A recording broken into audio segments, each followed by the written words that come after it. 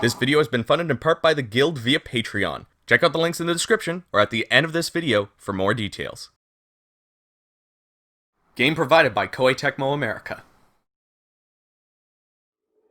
Hello everyone, my name is Gildart, and welcome to another Pros vs. Cons mini-review. We seem to be getting a lot of love from Gust lately. Last year alone, we had Nelk, Lilua, Ryza, and the Dusk trilogy. This year we got an announcement of a sequel to Ryza and Fairy Tail, the game we're looking at today. I remember seeing a lot of people asking for a Fairy Tail Warriors game, almost like it was known it would eventually happen. But instead of getting another Musou game, we got a turn-based JRPG from the creators of Atelier. I honestly don't think that's a bad thing. We don't see enough licensed JRPG-style games, so I'm optimistic about how this game will turn out. As much as I would like to see another Warriors game from an anime series, I'm glad Gust got a chance to show what they can do with someone else's IP. So how was my time going through the first few chapters? Well, before we get into that, don't forget to like, comment, and subscribe for more. Each of those help this video out, and I would very much appreciate it. Alright, ready, set, Pros. Story is probably one of the most important things when it comes to JRPGs. Fairy Tail takes place after about 120 episodes of the anime, or about 250 chapters in the manga. That being said, you don't really have to experience these episodes in order to get enjoyment out of the game. I mean, it sure as hell will give you more context to the story and characters. I went in pretty blind, only watching the first few episodes, and a few here and there while my wife was watching it. I still have some knowledge of each character, but I'm not incredibly familiar with the franchise. All that being said, I didn't feel super left out of the loop for the main story. They mentioned a couple of characters and events that I knew nothing about, but it didn't impact the story too much. For players new to Fairy Tail, this game does a really good job of establishing the characters and their personalities right away. I mean, it's a shonen series, so it shouldn't be that difficult, but you hit the ground running and gain a real good grasp of all of the members of Fairy Tail through the first chapter. Once you're able to view friendship events, you learn even more about each character and how they truly feel about each other. Yes, you have friendships to max out in this game. I actually enjoy things like this in JRPGs as it gives you more of a reason to go through side quests and mix up your team. As your bond between characters increases, you get to experience a short event between the two where they grow even closer. In doing so, you will gain benefits to having these characters in your party together. This means if you're like me and you want to max out all of the characters, there is a benefit to continuously changing out your team. Also, if you're the kind of player that has some favorite characters, there is some benefit for you keeping those people on your team as well. Now, I feel it's time to mention my favorite part of any game: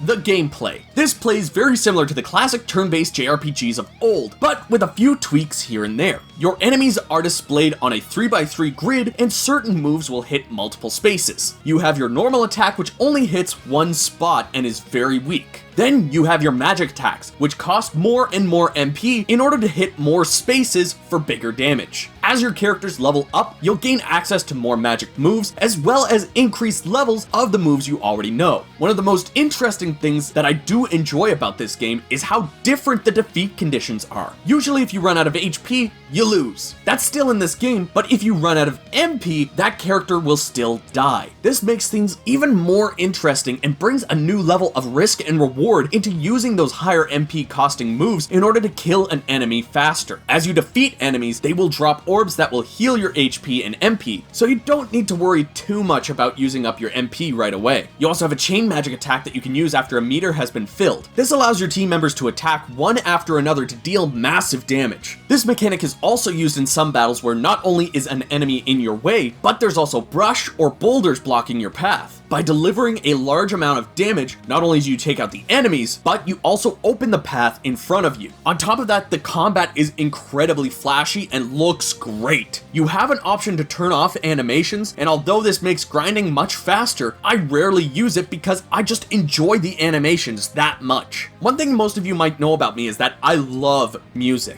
And if you couldn't already tell by the background music in this review, this game is full of bangers, man. I honestly had a difficult time picking and choosing which tracks I would use during this review. I don't own the soundtrack, so I usually just rip the tunes directly from the game for the sake of this review, but I would definitely buy a soundtrack.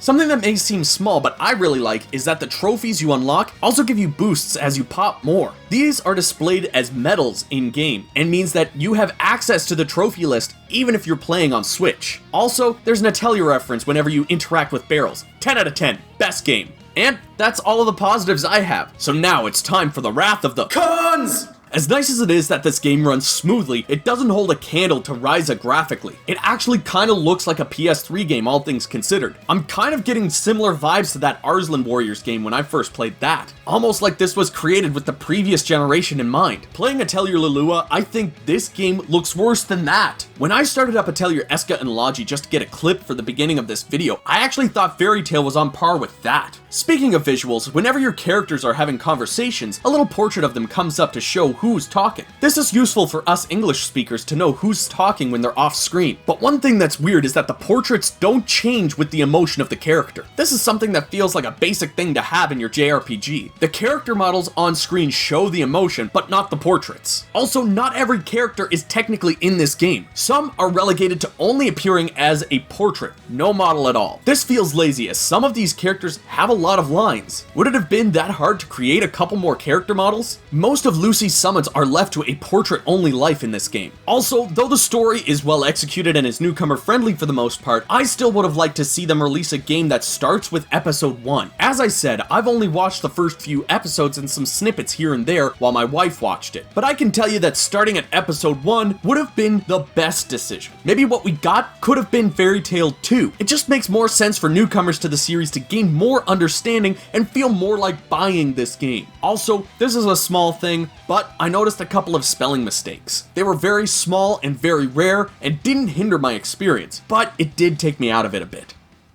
All in all, I really enjoy Fairy Tail. The gameplay and story are just what I need to stay invested and keep coming back. I love how flashy all of the moves are in combat. If I absolutely need to grind and I don't really have the time to watch them, I might turn them off, but I will keep them on for as long as I can. The minor tweaks to the usual JRPG gameplay really brings this game together and keeps it feeling fresh. The story starting where it does isn't the best in my opinion, but you won't feel lost in any way. I mostly worry that some people won't pick it up for that reason alone, but I think you should. If you're really concerned, you can watch the anime beforehand or even afterward. I think it goes without saying that Fairy Tail gets a thumbs up from me. I just hope it does well because Gust deserves this. Fairy Tail is just a fun experience through and through. If you're a fan of anime or JRPGs, you'll be a fan of this game. Here's hoping we see more Fairy Tail from Gust, or even another franchise get this treatment. There are definitely a lot of anime that could benefit from a JRPG licensed game rather than the usual arena brawler or 2D fighter. I seriously think we need more anime games like this. I hope you look into it, and I hope you enjoy it.